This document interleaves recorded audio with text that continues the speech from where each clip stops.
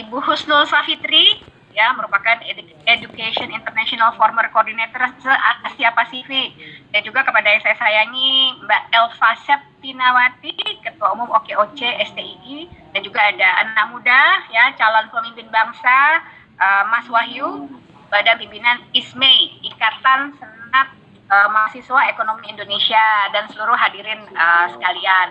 Pertama-tama, perkenalkan saya Fahira Idris, anggota DPD RI dari Dapil DKI Jakarta. Alhamdulillah hari ini sudah periode yang kedua. Doakan mudah-mudahan saya sehat.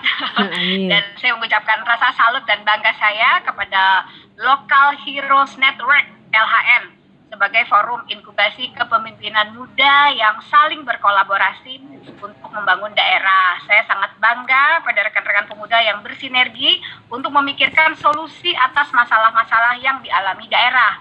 Karena sesungguhnya daerah perlu banyak peranan konkret dari seluruh elemen masyarakat, khususnya pemuda yang memiliki energi dan semangat yang besar, khususnya dalam melakukan perubahan. Nah, tentang Undang-Undang Cipta Kerja hari ini topiknya bagus sekali ya, judulnya Kerawanan Domestik Perempuan pada Undang-Undang Cipta Kerja. Sebenarnya hampir semua sisi klaster ketenagakerjaan di Undang-Undang Cipta Kerja ini mempunyai kerawanan domestik terhadap pekerja, termasuk pekerja perempuan. Normalnya sebuah undang-undang ini kan memberi harapan baru. Dari sisi pekerja perempuan, idealnya Undang-Undang Cipta Kerja ini memperkuat perlindungan hak pekerja atau buruh perempuan yang selama ini terpikirkan. Idealnya Undang-Undang Cipta Kerja ini meningkatkan kesejahteraan pekerja perempuan. Nah, beberapa pasal undang-undang ini yang bisa kita sorot karena terkait dengan pekerja perempuan, misalnya di pasal 81. Ini kita ambil dari draft 812 halaman yang setelah diserahkan ke Bapak Presiden. Di dalam pasal 81 ada di halaman 342 yang isinya berbagai perubahan dari beberapa ketentuan dalam Undang-Undang Nomor 13 Tahun 2003 tentang Ketenagakerjaan. Nah, salah satu yang perlu kita soroti adalah pasal 59 ayat 1 huruf E. Dalam Undang-Undang Ketenagakerjaan yang diubah dengan Undang-Undang Cipta Kerja, jika dalam Undang-Undang Ketenagakerjaan, pergantian batas waktu pekerjaan yang penyelesaiannya 3 tahun sebagai salah satu kriteria perjanjian kerja waktu tertentu, PKWT, maka di Undang-Undang Cipta Kerja menjadi tidak terlalu lama. Nah, bagi yang belum tahu, PKWT ini adalah perjanjian kerja antara pekerja, buruh dengan pengusaha untuk mengadakan hubungan kerja dalam waktu tertentu atau untuk pekerja tertentu. Pekerjaan yang diatur dalam PKWT adalah pekerjaan yang bersifat tidak tetap atau menahun. Nah, jadi pelaksanaan pekerjaan ini juga sangat tergantung pada musim atau cuaca, sehingga batasan waktu kerjanya bisa dilonggarkan, namun dalam kurun waktu misalnya itu maksimal 3 tahun. Beberapa contoh pekerjaan yang membutuhkan PKWT ini misalnya event organizer, product launching, penjualan, atau distribusi produk yang tidak bersifat terus-menerus, dan pekerjaan yang berhubungan dengan pertambangan serta pekerja di pabrik. Nah, kebayang nggak saat batas 3 tahun diganti menjadi tidak terlalu lama, konsekuensinya adalah pengusaha menjadi sangat leluasa menafsirkan frasa tersebut sehingga tidak ada kepastian bagi pekerja. Nah, jadi Bapak Ibu, saya pribadi melihat PKWT dalam Undang-Undang Cipta Kerja ini terkesan dibuat fleksibel dan ketentuan lebih lanjutnya diatur dalam peraturan pemerintah. Nah, penghapusan ketentuan PKWT ini memperlihatkan bahwa pemerintah lupa dengan ketimpangan relasi antara pekerja, terutama pekerja perempuan dan pengusaha, ya.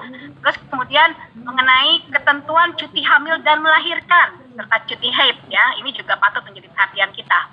Jika merujuk pada pasal 84 Undang-Undang Nomor 13 Tahun 2003 tentang Ketenagakerjaan, pekerja yang mengambil cuti hamil dan melahirkan seperti yang tertuang di pasal 82 maupun istirahat panjang seperti yang tertuang di pasal 79 ayat 2 tetap berhak mendapatkan gaji penuh. Tetapi dalam Undang-Undang Cipta Kerja ini, pasal yang membahas cuti hamil dan melahirkan serta haid tidak dilakukan perubahan, ya. Namun ini yang dikhawatirkan dan menjadi isu liar adalah hak upah atau gaji penuh selama menjalankan cuti, terutama cuti hamil dan melahirkan selama 3 bulan. Waktu kita harus menunggu peraturan pemerintah, tetapi harus ada kepastian soal ini. Jangan sampai no work, no pay. Karena jika pemerintah tidak memastikan segera, akibatnya apa? Buruh perempuan tidak akan mengambil hak cuti haid dan hamilnya karena takut dipotong upahnya pada saat mengambil cuti tersebut. Nah, kita tahu bahwa skema no work no pay atau yang lebih dikenal unpaid leave selama ini jadi kekhawatiran para pekerja, khususnya pekerja perempuan. Apakah diterapkan di Undang-Undang Cipta Kerja atau sebaliknya tetap mengacu pada aturan lama di Undang-Undang Ketenagakerjaan? Tentunya kita berharap hal ini tidak terjadi.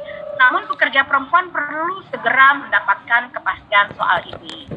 Mungkin kalau kita bedah lagi lebih mendalam, terutama klaster ketenagakerjaan, banyak sekali hal yang perlu mendapat perhatian. Nah, ini juga yang saya soroti ya, menyangkut rendahnya komitmen pemerintah pada perlindungan hak perempuan pekerja. Tadi misalnya salah satunya terkait isu cuti hamil ya dan haid yang tidak dicantumkan dalam Undang-Undang Cipta Kerja tadi.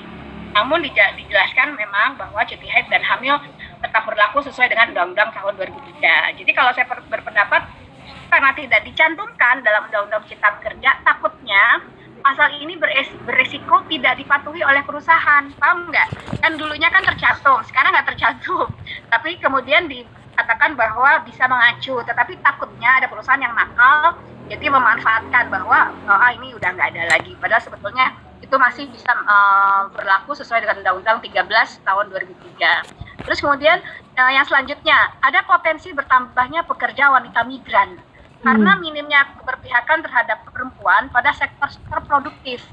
Saya melihat jika dalam beberapa tahun ke depan ya, pabrik, industri, atau kegiatan produksi kurang berpihak pada perempuan, maka sangat mungkin pekerja perempuan lebih memilih menjadi pekerja migran. Karena apa? Karena iming-iming kesejahteraannya lebih menjanjikan di negeri rantau. Walaupun sebetulnya menjadi pekerja migran justru memiliki resiko yang lebih besar terhadap kekerasan dan pelecehan seksual di luar negeri. Terus kemudian ada juga potensi bermigrasinya tenaga kerja perempuan produktif yang berbasis skill menjadi buruh rumah tangga. Nah, hal ini juga langsung menjadi sorotan saya. Jika sektor produktif tidak menjamin hak-hak perempuan secara khusus, maka sangat-sangatlah mungkin migrasi terjadi, di mana kemunduran partisipasi perempuan pada sektor produktif menjadi pekerja informal dan pekerja harian rumah tangga yang justru akan semakin menyulitkan positioning wanita untuk mendapatkan hak-haknya tersebut. Nah, jadi Bapak Ibu sekalian, saudara-saudaraku, perempuan Indonesia ini kan mendominasi ya. Hampir 80% tenaga kerja sektor padat karya seperti pabrik itu perempuan. Sangat berbanding terbalik dengan sektor padat modal seperti kantoran yang kerjanya didominasi laki-laki. Namun buruh perempuan di dua sektor ini diyakini akan menerima dampak yang sama dari Undang-Undang Cipta Kerja. Terus kemudian juga di Indonesia, jika merujuk data dari buku profil perempuan Indonesia tahun 2019, kerjasama Kementerian Pemberdayaan Perempuan dan Perlindungan Anak bersama BPS, rata-rata upah atau gaji buruh atau karyawan atau pegawai perempuan itu di angka 2.300.000 sekian. Jadi upah gaji perempuan sebagai buruh atau per bulannya masih lebih rendah dibandingkan upah laki-laki sebesar 3.064.000. Jadi harusnya Undang-Undang Cipta Kerja ini salah satunya harus mampu meretas ketimpangan ini. Nah, sebagai penutup, harusnya kehadiran Undang-Undang Cipta Kerja ini menjadi harapan baru bagi perlindungan hak dan perbaikan kesejahteraan pekerja perempuan. Namun, sepertinya hal tersebut belum terlalu tampak jelas di dalam undang-undang ini. Nah, jadi Bapak Ibu sekalian, saya mengucapkan selamat berdiskusi. Mudah-mudahan ini kita bisa menghasilkan gagasan-gagasan baru. Saya sebagai anggota DPD RI akan terus mengawal undang-undang ini. Banyak di awal orang salah paham. Dipikir kita ini juga ikut memutuskan. Saya selalu menjelaskan bahwa kewenangan DPD RI itu adalah mengajukan undang-undang dan juga memberikan pandangan, tetapi tidak memutuskan. Yang memutuskan sebuah undang-undang adalah pemerintah dan DPR. Nah, karena kewenangan kami yang terbatas, jadi kami tidak ikut memutuskan. Jadi mudah-mudahan tidak salah paham ya. Jadi insya Allah saya mengucapkan sekali lagi terima kasih kepada teman-teman Local Heroes Network. Ini merupakan satu Zoom meeting webinar yang sangat-sangat bermanfaat. Mudah-mudahan ini bisa terus dilakukan karena ini sangat memberi manfaat untuk terutama yang muda-muda ya, yang muda-muda yang berkarya, karena menurut saya pemuda sebagai agent of change tentunya di masa kritis seperti sekarang ini sangatlah dibutuhkan. Amanat pendiri bangsa ini sesungguhnya terletak di setiap pundak pemuda.